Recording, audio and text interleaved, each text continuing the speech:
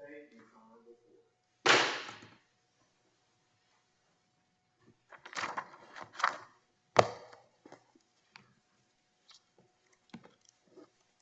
Good afternoon. Our next case is Empire Contractors, Inc. versus Town of Apex, and we will hear from the appellant.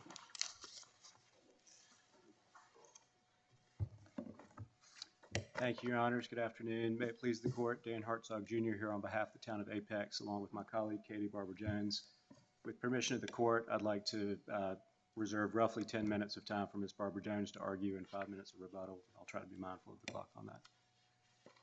As Your Honors know, this is an appeal that we are appealing from the trial court's certification of a class in a Parks and Recreation fee in lieu case.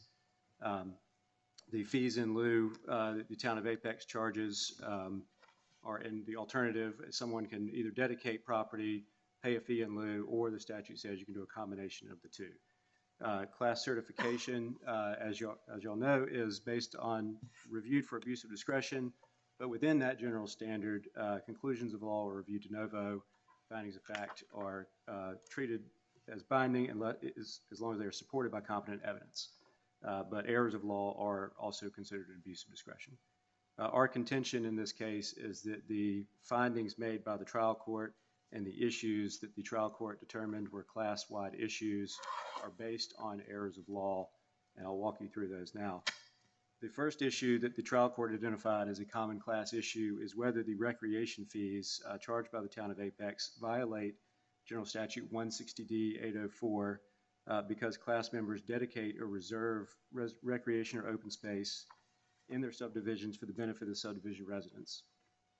The contention here is essentially that you can only charge the fee in lieu if they have not dedicated property, as just a fundamental misreading of the language in 160A or 160D 804D, which states specifically at the conclusion of that statute, the regulation, which means the ordinance adopted by the municipality to implement what we can charge these fees and require dedication, may allow a combination or partial payment of funds and partial dedication of land when the governing board determines that this combination is in the best interest of the area to be served. Essentially, the town can have an ordinance which requires a combination of payments and dedication, which is what the Town of Apex has done in this case. And so articulating a class issue of did we violate 160D 804D because some class members dedicate property and also are charged a fee is based on a misreading of 804D.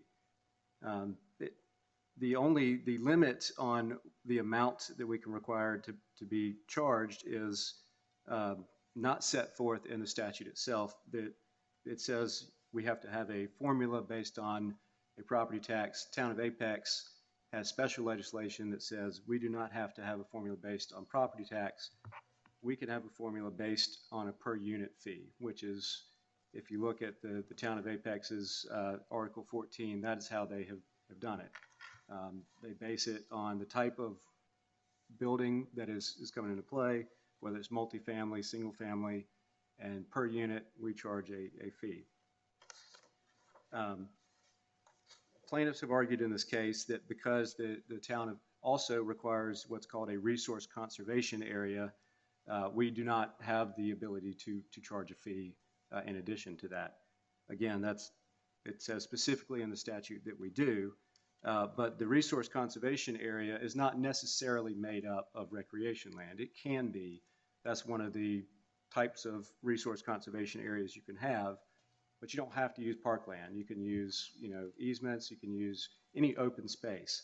In fact, the plaintiff in this case, Empire Contractors, their resource conservation area is not recreation facilities. It is other uses of the land that are open space. So they have not actually dedicated a resource conservation area in the form of recreation. In addition, under 160D 804E, we are authorized to require community service facilities. Now, that term is not defined in the statute, but we've cited to some School of Government analysis of that term, and it says, yeah, you can include parks and recreation land in that term if you so choose. The problem with this is even if plaintiff is correct in their analysis and they say, well, if we dedicate parkland, we should get a credit for that. That should count. It becomes an individualized issue because you have to take into account the type of land they dedicated. Was it parkland? Was it something else? Then you have to determine the value of that property, and then you have to determine, what other fee they were charged, and you have to add those up, and you have to compare that to the only limit that is statutory on our ability to charge a fee, which is it cannot exceed the fair market value of the property that they would have otherwise been required to dedicate. What is the property they would have otherwise been required to dedicate? You have to look at the property itself, figure out the topography, figure out the slope of the land, and figure out which area of that subdivision would be appropriate for dedication under the statute. And then you have to analyze what the fair market value of that property is. And in order to make that determination, you have to look specifically at their land. Land has different value. I think that's kind of a fundamental point in this case, is that it's not a one-size-fits-all approach. They also argue that because we require play lawns for lots, for subdivisions with over 50 lots, of course this is not all class members, but some class members have property with over 50 lots, that should count towards their dedication requirement under 804D. Again, if their argument is correct, that should count. You go back to that analysis of whether when you add that land, the value of that land that they have dedicated, the property value at the time of dedication, and then you would have to compare that to the fair market value at the time of that property. It is inherently an individualized determination to determine whether the amount that we charged exceeded the statutory authority. The other issue that the trial court identified is whether the fees that we charge under 804D in the town's charter, whether those fees violate the charter and 804 because the amount is not based on the property's fair market value at the time the initial application is submitted to the town. Now, that is a misreading of the special legislation that was amending the town's charter. What that charter said is that we can charge a fee based on a formula taking into account a per unit fee. It does not say that formula has to use property value. The property value language in that special legislation is a limit or a cap on the amount we can charge, not a requirement that we calculate the fee based on that property value. And so it cannot be a properly articulated issue for class certification that we didn't base the fee on the property value, because the language is, again, not that we have to base the fee on that, but that's a cap on what we can charge. Notably, plaintiff in this case does not even allege in their complaint that the fee they were charged exceeds the value of the property they would have been required to dedicate. It's not in the record whether the fee was charged was in excess, because it's something they would have to calculate. And you would have to calculate that for each class member to know whether the value exceeded our statutory limit, which is the value of the property which otherwise would have been required to be dedicated. So again, that's not a class-wide issue, that's an individualized issue, because it's based on value of property. And it requires a determination for each piece of property in the class of what land they would have dedicated, what land was appropriate in their subdivision for dedication under 804, calculating the value of that, comparing that to their market value of that property at the time. It's inherently an individualized determination. The third issue that the trial court identified is whether the recreation fees violate 804D because the fees are not used by the town to acquire and develop recreation or open space areas in the immediate area of the class member subdivision and/or the fees are not used by the town for the particular benefit of the class member subdivision. There's a couple errors in this sentence alone. First of all, the statute authorizes the town to collect fees to be used to develop recreation areas serving residents of that subdivision or other subdivisions in the immediate area. There is no location requirement explicitly set forth in the statute. Plaintiff reads in to the statute a requirement that, well, because it says serving residents of that subdivision and also other subdivisions in the immediate area, that inherently there's a location requirement that it has to be within some unspecified distance. And what the statute really says is it has to serve those residents. Now, the town of Apex divides it into sort of 5 zones where they use neighborhood parks in some zones. They have bigger parks that serve the entire community. And what we use those fees for, in order to know whether a fee was spent that benefits a particular community, again, you have to know the location of the community and the location of the park where the fees were spent in order to make that determination. So if the town, let's say the town collected a collection of $500 from all of the subdivisions one year, and they use that $500 in a park that is on the outskirts of town, there could be subdivisions that are immediately next to it that paid that fee. There could be subdivisions that are far away that paid that fee. Determining whether a use would benefit a particular subdivision under plaintiff's own way of looking at this would require a determination of where the money was spent and where the park was located.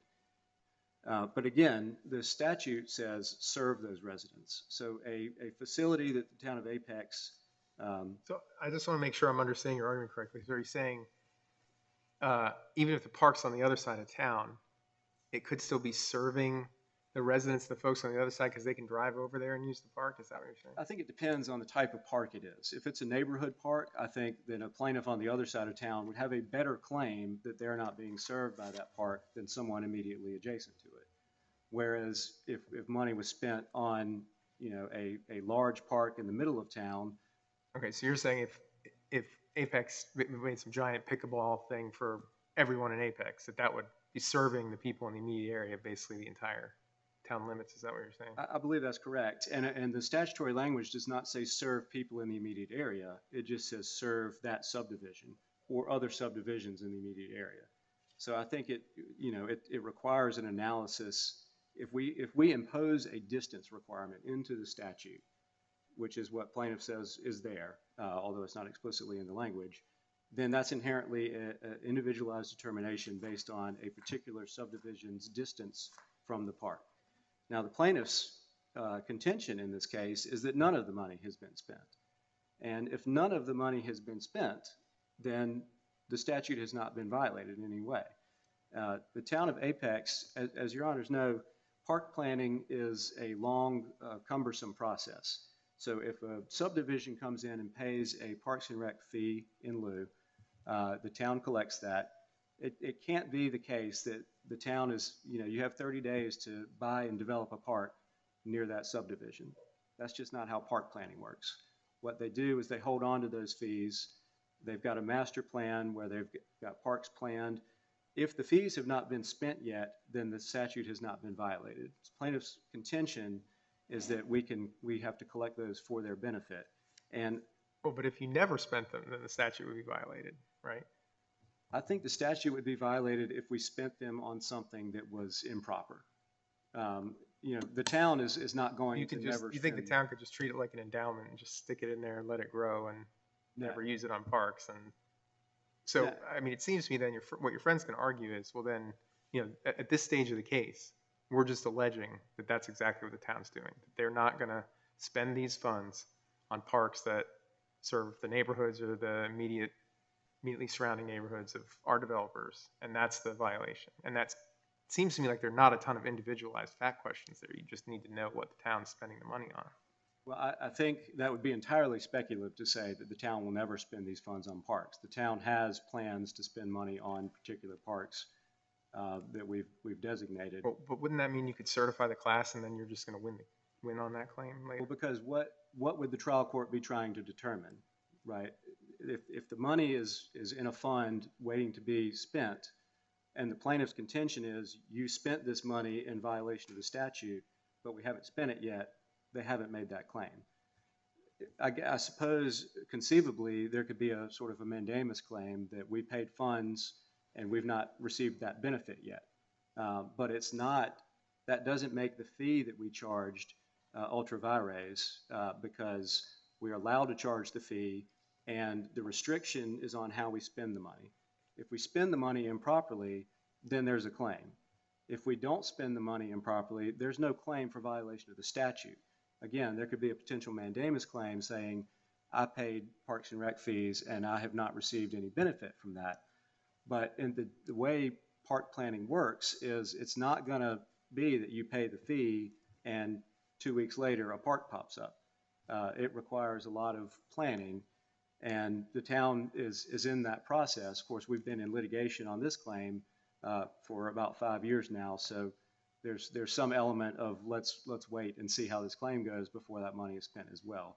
But why isn't that an argument for summary judgment rather than class certification?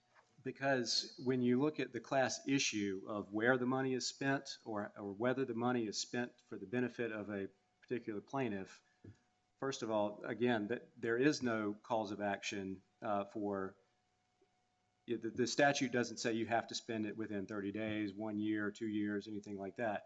It just says you can collect these fees and you're limited in how you expend these fees. You have to expend them to either develop or purchase parks and recreation facilities. So it's premature to say that we have violated that portion of the statute, which is the plaintiff's claim. Again, if they want to bring a mandamus claim and say we spent X amount of park fees and that money has not been spent to our benefit, we would like the town to be forced to spend that to our benefit, that would be a different claim. But their claim is that we have violated the statute and that we did not have the authority to charge these fees in the first place because they have not yet been spent. And I don't think that logically flows. I don't think that's a valid cause of action. And it would be a class issue, individualized issue anyway, because you'd have to look at the location of the park where it was spent and the location of the plaintiff's property. Well, on that last point, tell me what I'm missing, but if it seems to me that it almost hurts your argument to say that you can essentially put a recreational facility anywhere because that makes the inquiry less particularized. Whereas if you read this language to say, yeah, actually there is a geographic component, then I think you'd have a stronger argument that you have to make some individualized determinations that are inconsistent with class certification. What am I missing? I think that entire conversation is premature because the town has not spent the money on a giant park in the middle or a park on the outskirts of town. They've got. So I think what I'm struggling with there, and maybe some of my colleagues from their questions, maybe they are as well, it seems that perhaps they are as well, is you seem to be, I mean, we're not determining the merits of the claim. Correct. At this point, but your arguments seem to be going to the merits of the claim. My argument is going to what they need to prove and whether that element of proof is a class determination or an individualized determination. What they claim they need to prove is that the money was not spent for the benefit of their park. And I don't think that that is the proper framing of the issue because, again, what they're saying is you illegally charged us this fee and we're entitled to it back. And all the class members are as well.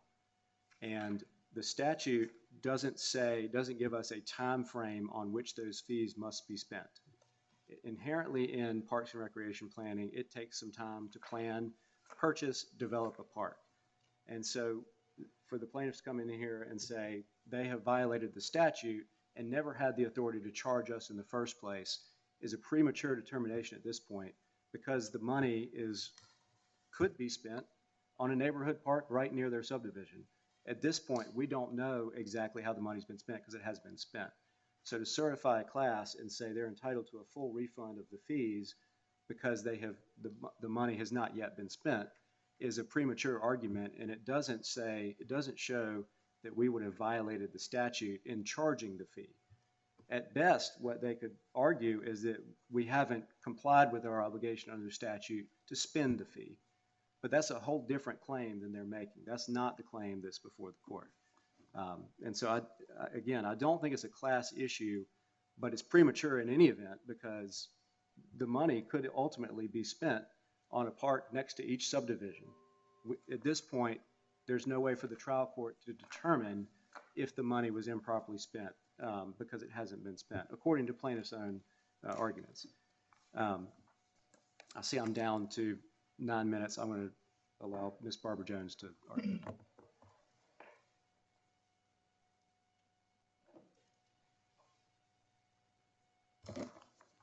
Good morning, Your Honors, or good afternoon. May it please the court.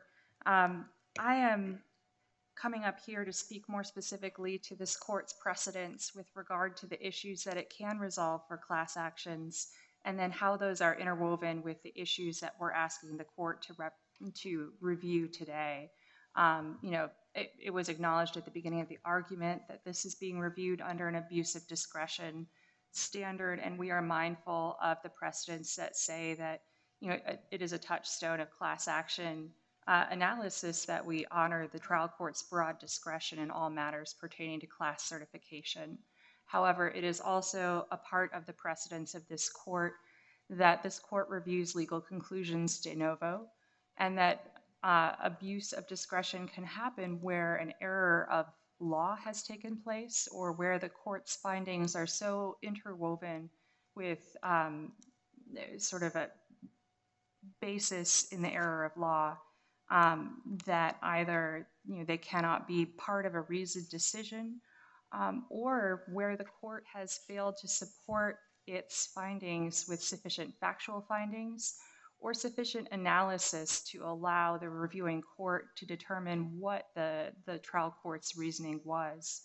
And so we are, asking this court to make a determination similar to the conclusion reached in Baroth Oil, that there are individualized issues that simply predominate due to the nature of this case as involving all of these different development approvals for various developments of different sizes in different areas of the town, many of which went through these conditional rezoning or planned unit development approvals that require, submitting a site plan, proposing extensive conditions, and the applicant and the town going through a legislative rezoning process that is subject to some very specific conditions.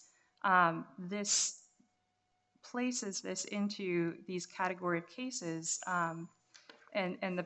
there were a lot of cases cited in this court's decision in Baroth Oil that are very specific to the use and regulation of land and the nature of each individual parcel.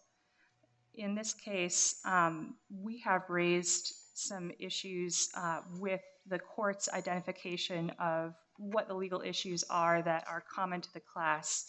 The court also did not acknowledge the defenses that the defendant raised, that the town said, hey, this was mostly part of a conditional rezoning process.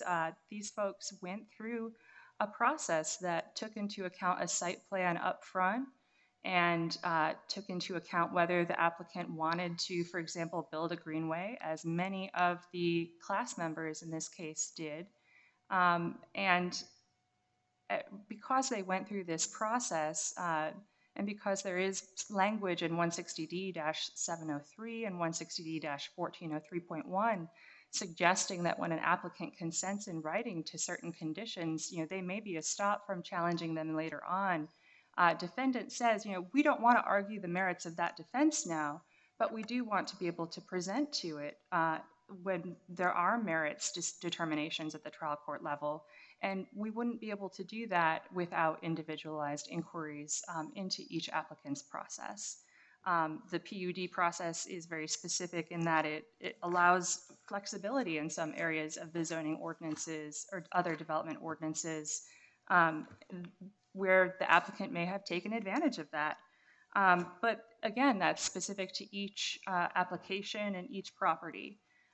It's inherent to what we believe is a correct reading of the Apex local legislation, which is that we would be in violation if our fee exceeded the fair market value of the land otherwise to be dedicated. But as covered earlier, that is an individualized determination because we have to determine what land would be suitable for dedication.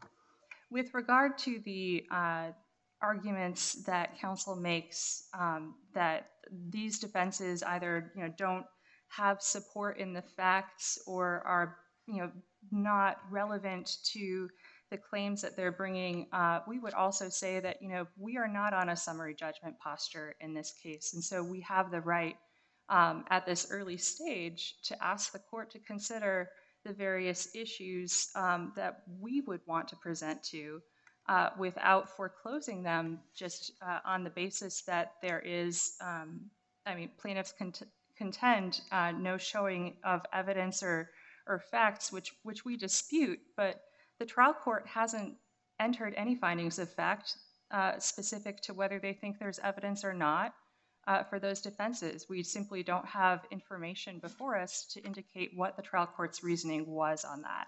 And we would say, we would ask this court, please reverse the decision certifying the class, establish what the issues are that are relevant to liability, as this court has done in, for example, Jackson versus Home Depot USA, where reading through the statute, okay, does an issue need to be resolved for liability under the statute? And if so, does that destroy the predominant standard for considering whether an issue is common to the class as a whole?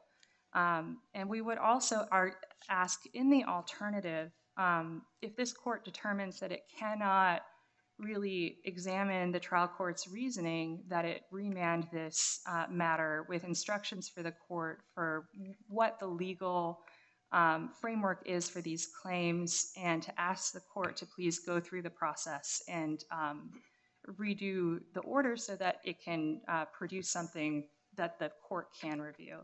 And I will respectfully reserve the rest of the time for rebuttal. Thank you. Thank you, counsel. Hear from the appellee.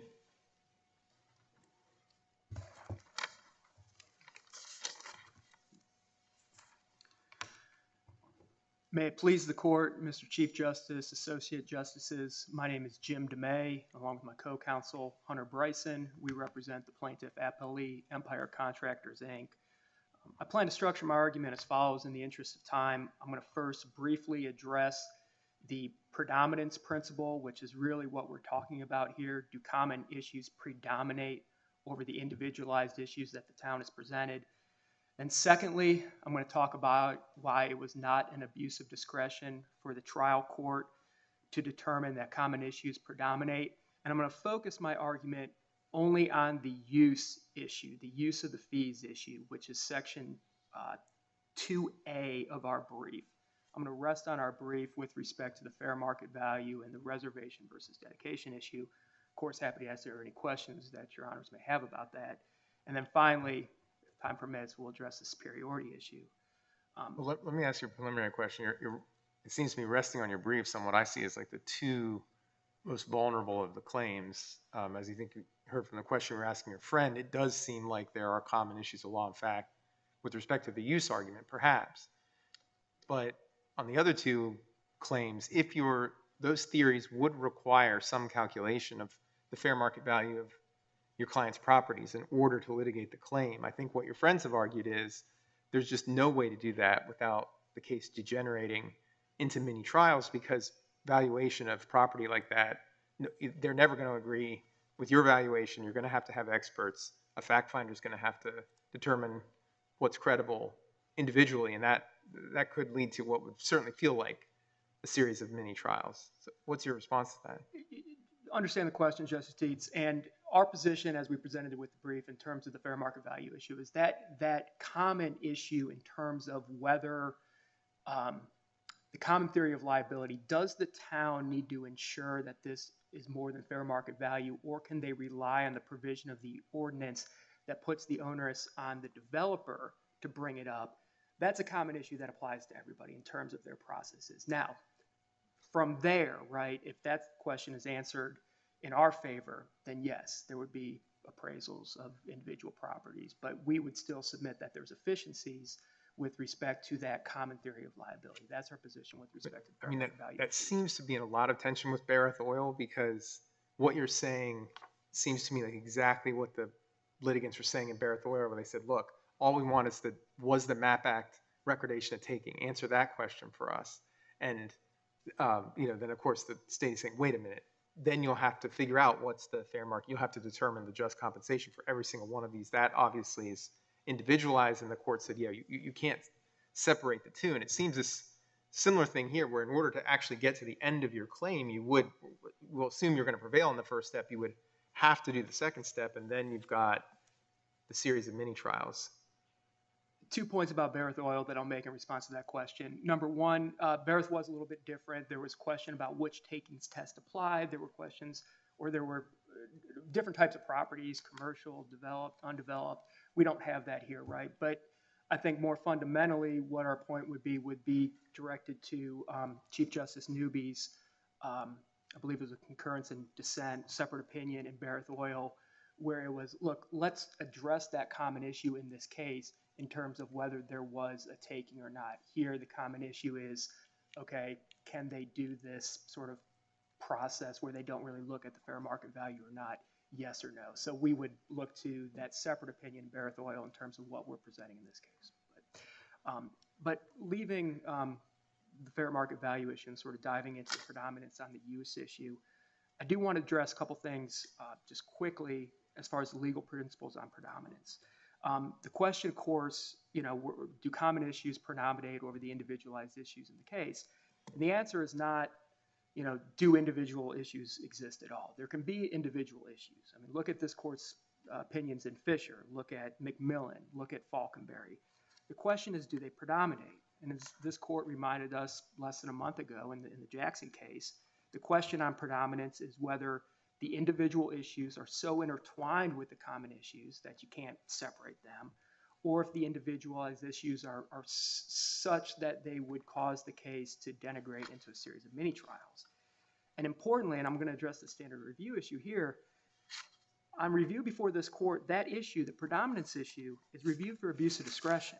And this is from Chief Justice Newby's opinion in DeWalt, page 346 of that opinion. The question here is whether the trial court abused its discretion in concluding plaintiffs failed to demonstrate a common predominating issue among the proposed class members. You can look to this court's decision in McMillan, page 497 of McMillan. The trial court did not abuse its discretion in concluding that common issues of fact and law predominate over individualized issues. That language appeared caused a lot of confusion, and I think we've cleaned that up now in Surgeon and Jackson. So we've said, because you can find cases that seem to suggest that all of the steps in doing the class analysis were ultimately just discretionary decisions.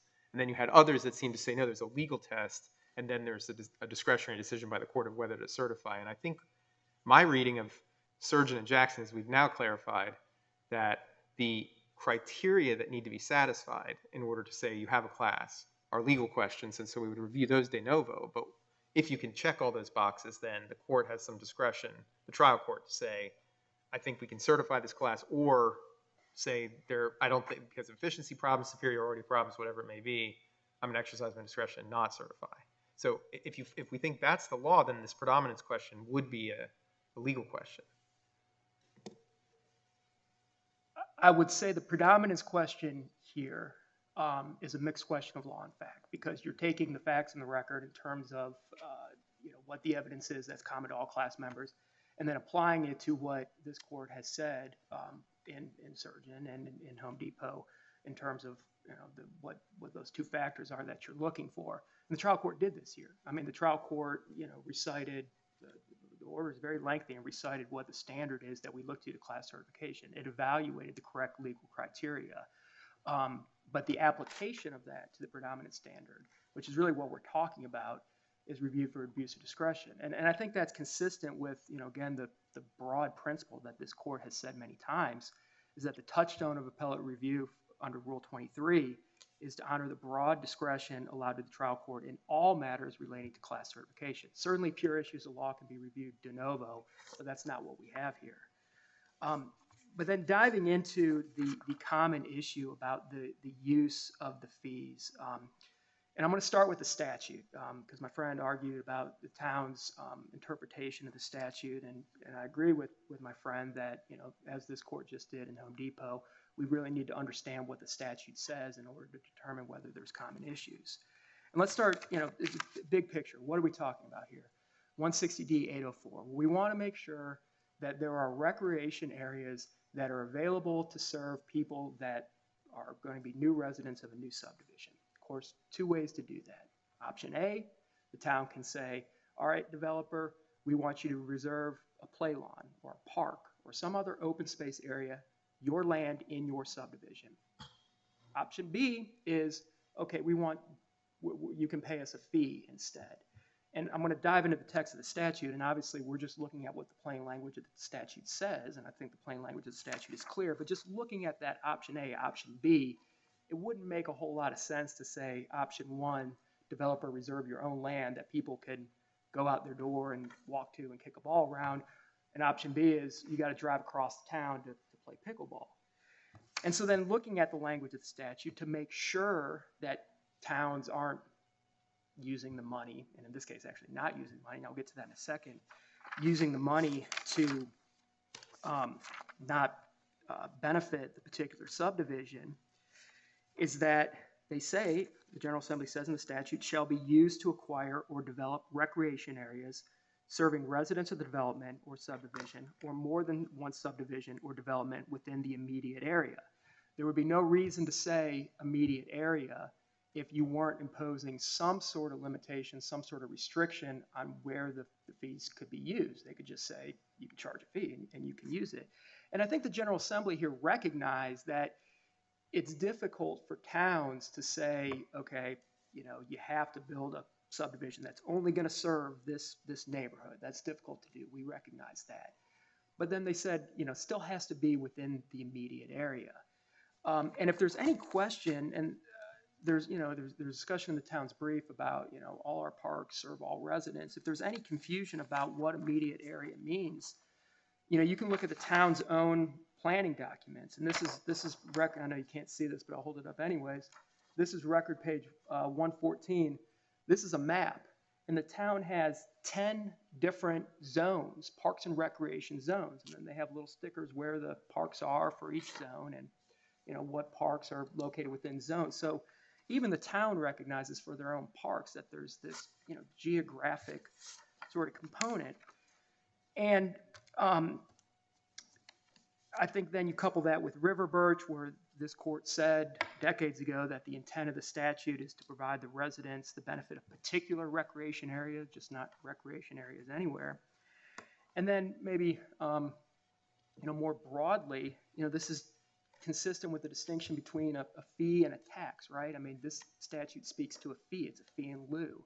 And when you're paying a fee, then there's a directed benefit that the payor should receive. Whereas a tax is a general revenue measure. The local government can use the tax for whatever they want. And the final point on this, before I start talking about why there's a common issue here, is that the General Assembly has granted certain cities authority to charge parks and recreation impact fees that they can use for a broader purpose in the town. Rollsville, Southern Pines, Wake Forest, Orange County, that's a county, but still local government, had authority to charge parks and recreation impact fees. Town of Apex didn't seek and did not receive that authority here. Okay, so that's the statute. Now let's look at the evidence in the record on this issue. And the evidence in the record shows for every single payor, for every single class member, is situated identically on this issue.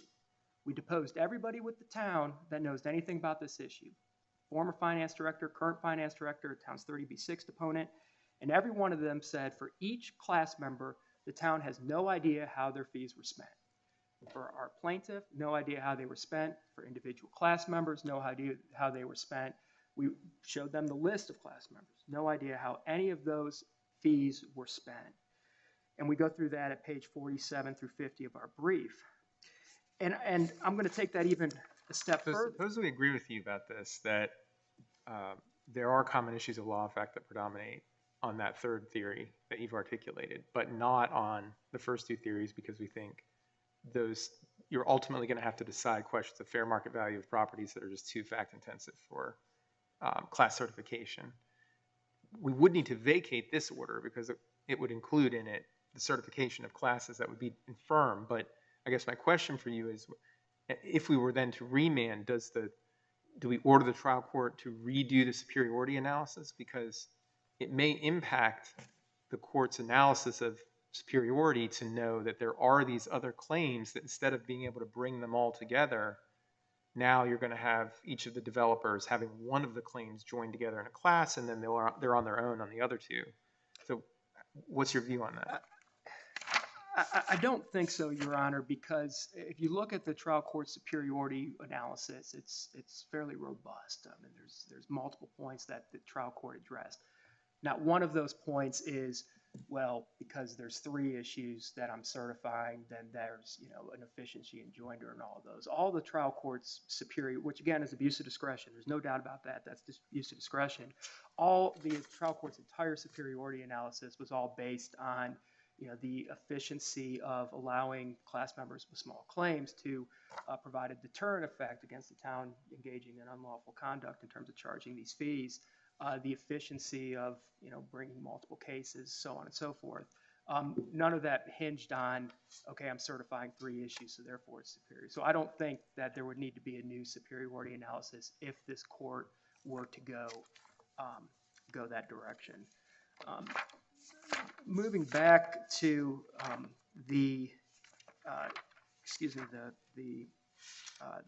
but one final point, though, I do want to make on the, I think it's crystal clear here sort of what we're talking about with the fees. Well, actually, two points on the fees.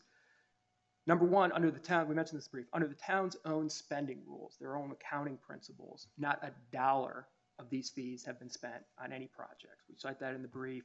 They have a hierarchy in terms of how money is spent out of their pooled funds. Not a dollar has been spent. And that's consistent with their testimony, 30B6 testimony. Quite a bit of these fees haven't been used. Now, and I want to say this too, if the town were permitted to guess and say, okay, let's ignore our own spending rules and let's ignore the fact that we can't identify how any individual class member's fees were spent, okay? What they've presented, and you heard in my friend's argument, was, we built these parks and they might be in the immediate area. These are the parks that the town has spent money from these pooled funds during the class period, going back to at least 2017, okay? Pleasant Park, I'll talk about Pleasant Park in a second. Salem Pond Park, what they did was they renovated bathrooms and resurfaced some fields. I don't think that's the acquisition or development of parks, recreation, or open space sites. They expanded the town's senior center. That's definitely not expansion or development of parks, recreation, and open space sites. They resurfaced soccer fields at another site. And then there were two greenway projects, Middle Creek Greenway and Beaver Creek Greenway, which greenways are connectivity. You can't kick a ball around, have a picnic on a greenway. That's not a parks, recreation, and open space site. So that leaves us with one park. That's the only park, Pleasant Park, which is located, it's in zone 3B, which is on the far west end of the town. That's the only park. So the point here is, even if you were to engage in this analysis of, okay, is it in the media area or not, it's not a robust consideration that's going to cause the case to delve into mini trials. One park. And then the final point is, we heard about my friend talked about the planning and the things and how long it takes. We asked the town in 30B6 deposition several different ways, what is the plan for these fees? What does the town intend to do with these fees? And the answer was either undecided or general parks projects, which they couldn't specify what those were. And those depositions were either in 2022 or 2023, and we're talking about fees that were collected with respect to our client in 2017. So we're talking about 5 years, still no plan, completely undecided. And again, that would be an issue common to all the class members. You have a comment about the suggestion that there might be a difference between those who went through a rezoning process versus those that didn't. Chief Justice Newby, that's exactly where I was about to move to after addressing sort of the spending issue. There's at least 4 problems with the town's position there. And what they're, and I'll dive deeper into the rezoning in a second, but that's under the broader umbrella of their estoppel by acceptance of benefits defense. And that's a defense, of course, that this court rejected in this court's second decision in the Quality Built Homes versus Town of Carthage case, the 2018 decision, which is a water and sewer impact fee case. The payment of an unlawful development fee is not a voluntary act. This defense does not apply. Now, my friends say, well, we're different than Quality Built Homes because here class members may have been required as part of a conditional rezoning process, and they point to 2 statutes, 160D 703B and 160D 1403.2, which both of those statutes serve to sort of reinforce the estoppel defense. They say local government cannot assert the estoppel defense unless, and this is where they're going with this, unless the landowner consented to the condition in writing. There is no evidence in the record, and this case, as they point out, has gone on for several years through discovery. There is no evidence in the record of any class member consenting to this recreation fee condition in writing. And we've cited in our brief that this court hasn't addressed this issue, but we've cited cases from other jurisdictions, federal cases, that if we demonstrate that a class exists, that the plaintiff demonstrates that the class exists, the burden is on the defendant, the town here, to present, the fact that there are individualized issues and provide sufficient evidence of those issues. They failed to do that here. And isn't it also, to me, that argument was less about the predominance prong and more about a potential conflicts within the class issue, which is that you may need a subclass if there were in fact developers who benefited through the conditional rezoning, that they may have these additional arguments that they'll need to, a defense that they'll need to overcome, and you may need somehow to have that separate from those that don't face that issue and aren't particularly concerned about the elements of proof there. I understood, Justice Hughes, I understand the question. The way they present it is that we want to be able to present these estoppel defenses and raise it as one of their supposed individual issues against the predominance defense. I don't think that there would be, with respect to the use of the fee, this was the next point I was going to make, with respect to the use of the fees, what we're talking about, if you consented, and nobody did, we don't have evidence of that, but let's say somebody consented to paying these recreation fees, and they say, oh, we have this signed writing from this landowner who went through conditional zoning, agreed to pay the fees. All they would have been consenting to do is pay the fees. They would not have been consenting for the town to hold them and then never spend them and just use them as an endowment. So, I don't think anybody needs to get hung up on this conditional zoning issue because that's at most what would have been consented to. And then the other point is too, that is certainly not an individualized issue that would predominate. The town knows who these developers are, and all we'd be looking at is a writing, if it exists, of, okay, these are developers that, consented in writing to it. Okay, as a matter of law, yes or no, is that an estoppel defense? We would deal with that, but it certainly doesn't predominate. That's why I wondered if that's a conflicts issue where what's really going on is you may have these separate issues that only apply to a subset of the class, and you want to ensure that you have a named plaintiff in both of those classes so that you don't have one or the, incentives or one or the other to focus on something that's not to the benefit of the class members that aren't impacted. Well, I think everybody's interests are aligned here. I mean, the issue is, conditional zoning aside, the interest is town's not spending these fees and they're not using it for our particular benefit. So everybody is joined at that.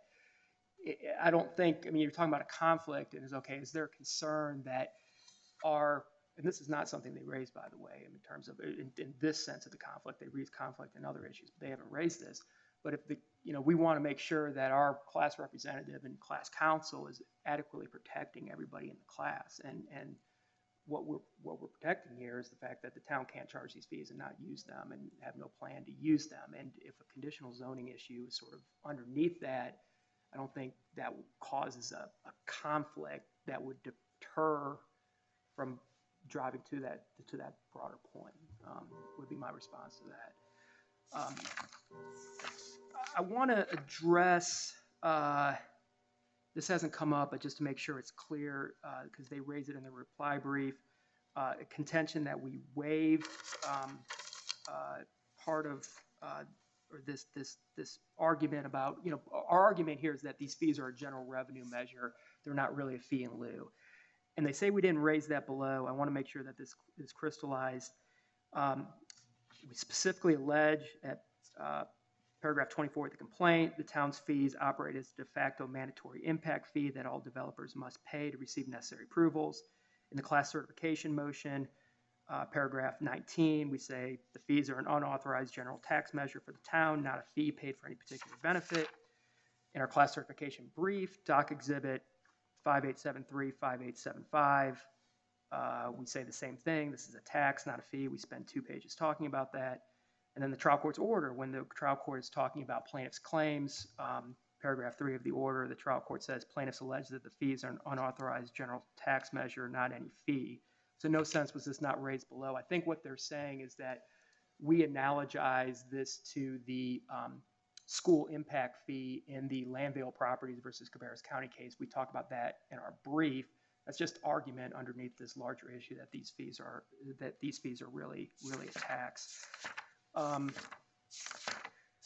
The other, I do want to mention for the benefit of the court, there is another estoppel defense which relates to the passing on concept, which was another defense that was rejected by this court in the Quality Built Homes, second decision in Quality Built Homes in 2018. That issue is briefed in a slightly different manner, but that issue is briefed in a case that this court is going to hear October 28th, the Wardson Construction versus City of Raleigh case. I'm just making the court aware of that. But the point for today is that there is a statute, 160D 106, that directs that the fees, if they're found illegal, and we're not there yet, but if the fees are found to be illegal, they're refunded to the party that paid the fee. That eliminates the confusion in terms of who the recipient might be of unlawful development fees. And I think in response to Justin Steetz's question, I addressed the superiority issue. That's clearly abuse of discretion. And unless there are any other questions from the court, I would close by respectfully requesting that the court affirm the trial court's order, specifically as to the use common issue class, and remind of the court's principles that have been said many times. The touchstone of appellate review of Rule 23 is to honor the broad discretion of the trial court in all matters relating to class certification. Thank you. Counsel? Rebuttal.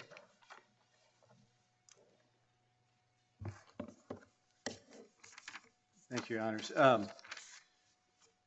With respect to my colleague here, I feel like the answer of option A and option B just entirely overlooked option C, which is at the end of the statute that we can do a combination of fees and dedication.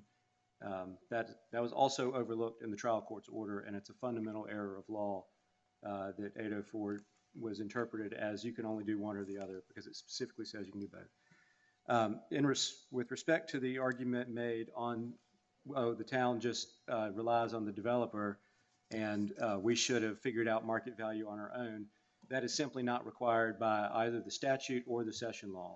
All the session law says about the market value is that the fee we ultimately charge cannot exceed that. It doesn't say we have to determine that on the front end and charge based on that. It just says we cannot exceed that. In order for them to show that we charge these fees in excess of our statutory authority, they would have to do that calculation in this litigation and show the court the value of that property and compare that to the amount charged. They haven't done that. That's an individualized determination. Plaintiffs don't even allege that they were overcharged in this case. With respect to River Birch was mentioned, River Birch analyzed the dedication piece of 804D, did not analyze the fees provision in 804D. So the language in River Birch about particularized benefit was in relation to dedication of not collection of fees. Also, they overlooked the fact that greenways have been dedicated by some. That's another piece that is a particularized benefit. I do want to address briefly the estoppel argument, which is in Quality Built Homes in Landville, what this court held is that you cannot charge a fee that's improper, that you don't have authority to charge, and then condition a benefit that they would otherwise be entitled to on a charge in excess of your authority. You can't then say, well, you know, you paid the fee and we gave you the benefit that we would have otherwise had to give you anyway. That's not the case here. The estoppel argument is not just limited to conditional zoning, which would be in writing in the application, the conditional zoning application. But the estoppel argument is also that by paying the fee, they chose not to dedicate property. So that, you know, they could have dedicated property. They could have instead paid the fee. What they're saying is we chose not to dedicate property. We chose to pay the fee. They accepted the benefit of not dedicating property in order to pay the fee in lieu. Now they're coming into court saying, you know, we're not barred by estoppel. I think ultimately this court needs to remand. There are fundamental errors of law. Thank you, in the counsel. order. I believe your time's expired. Thank you, Your Honor. All right.